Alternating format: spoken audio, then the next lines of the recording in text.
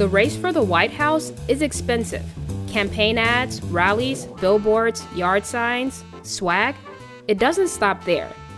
The 2020 presidential election has already set a record for political ad spending, with local TV getting the lion's share of advertising dollars. An estimated $2.9 billion is projected to be spent on ads by November 3rd.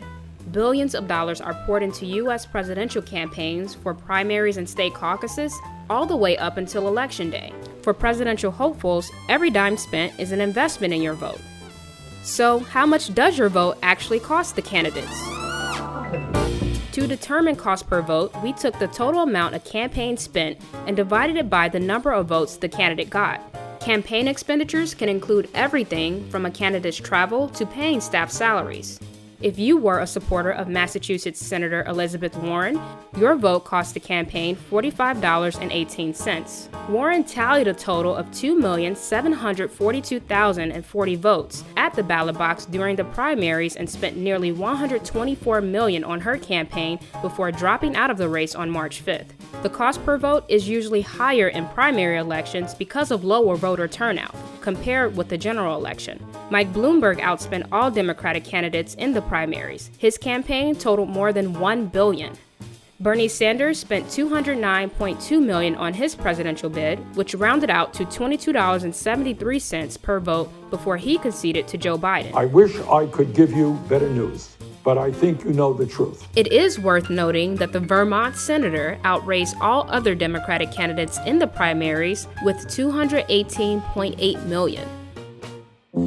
If you voted for President Jimmy Carter in 1976, your vote was worth $2.42. That's adjusted for inflation. Votes for President Ronald Reagan went for about $1.85 in 1980, and Bill Clinton spent $123.6 million on his re-election campaign and got 47,401,185 votes. That comes out to $4.28 per vote in today's dollars. The Federal Election Commission tracks campaign spending for all presidential elections, but only has data since 1976. Former President Barack Obama spent the most per vote. His campaign poured in $760 million on his first run for the White House, meaning votes for Obama went for $13.41, and he spent twice as much as his opponent, John McCain.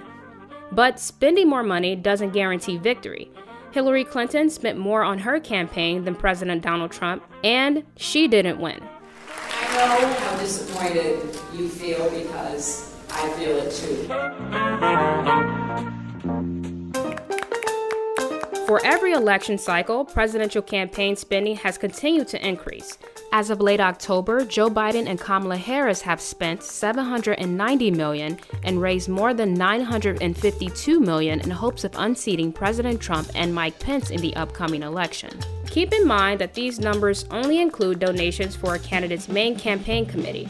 The FEC limits contribution amounts donors can give to federal candidates. Outside groups like super PACs can raise and spend unlimited amounts to boost the candidate. But that money isn't donated directly to a campaign, and a candidate is barred from controlling how it's spent. Social media has been a game changer for political campaigns in the 21st century, allowing candidates to reach millions of people at little or no cost, compared with the expense of TV ads. No other candidate has benefited more from social media than Donald Trump in his 2016 bid. Largely because of his celebrity status, Trump received an estimated $3 billion of free media exposure to get into the White House. In light of the COVID-19 pandemic, candidates for federal and state elections have had to adjust to virtual campaigning to shore up voter support and dollars. Voter turnout this year is expected to set a record. So now that you know the monetary value of casting a ballot, if anyone asks you how much your vote costs, just tell them it's invaluable.